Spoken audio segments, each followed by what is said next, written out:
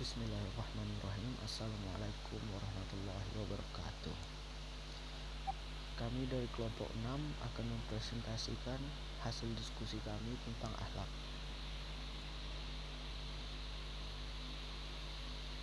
Pengertian akhlak.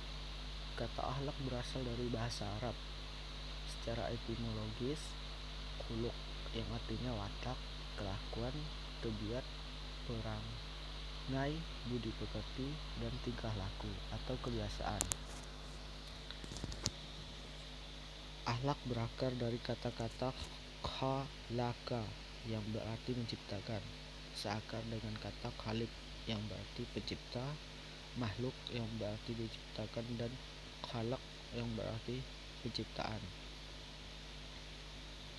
Pengertian secara istilah.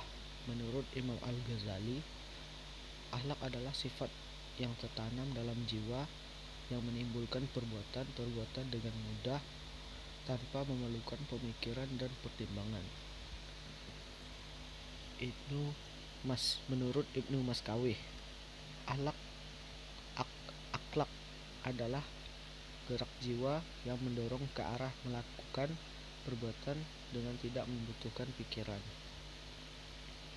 Ciri-ciri perbuatan akhlak. Perbuatan yang telah tertanam kuat dalam jiwa seseorang sehingga telah menjadi kepribadiannya. Perbuatan yang dilakukan dengan mudah tanpa pemikiran. Perbuatan yang timbul tanpa ada paksaan atau tekanan dari luar. Perbuatan yang dilakukan dengan sungguh-sungguhnya. Perbuatan yang dilakukan dengan ikhlas semata-mata karena Allah. Pembagian akhlak. Yang pertama ada akhlak mahmudah. Yang kedua ada akhlak mahmumaz. Dalil dan hadis tentang akhlak. Ada beberapa dalil tentang akhlak, di antaranya Quran surah Al-Baqarah ayat 83 yang berbunyi, yang artinya, serta ucapkanlah kata-kata yang baik pada manusia. Yang kedua ada Quran surah Al-Isra ayat 53 yang artinya, dan katakanlah kepada hamba-hambaku, hendaklah mereka mengucapkan perkataan yang baik dan benar. Yang ketiga ada Quran surah Al-Ahzab ayat 21 yang artinya, sesungguhnya telah ada pada diri Rasulullah itu suri teladan yang baik bagimu, yaitu bagi orang yang berharap rahmat Allah dan kedatangan hari kiamat. Dia banyak menyebut nama Allah.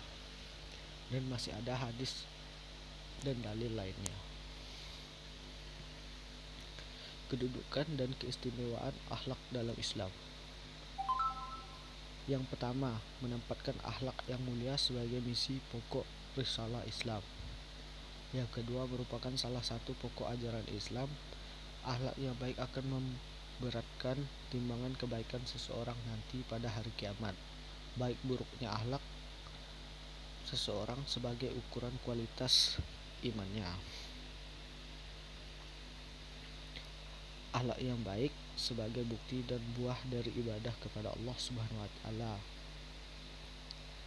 Nabi Muhammad sallallahu alaihi wasallam selalu berdoa agar Allah Subhanahu wa taala membaikkan akhlak beliau. Dan yang terakhir, di dalam Al-Quran banyak terdapat ayat-ayat yang berhubungan dengan akhlak. Sumber akhlak Islam. Yang pertama ada As-Sunnah yang berasal dari Rasulullah Sallallahu Alaihi Wasallam